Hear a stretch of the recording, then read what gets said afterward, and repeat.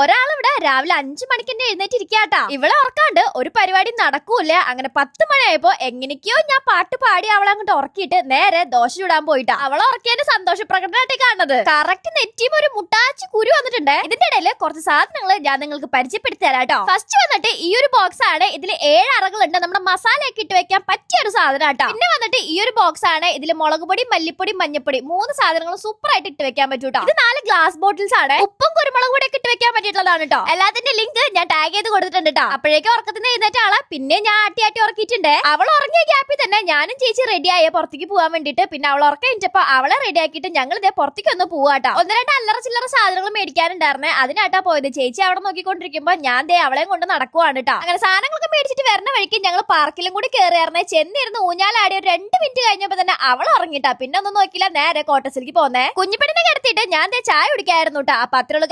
By bye, see U.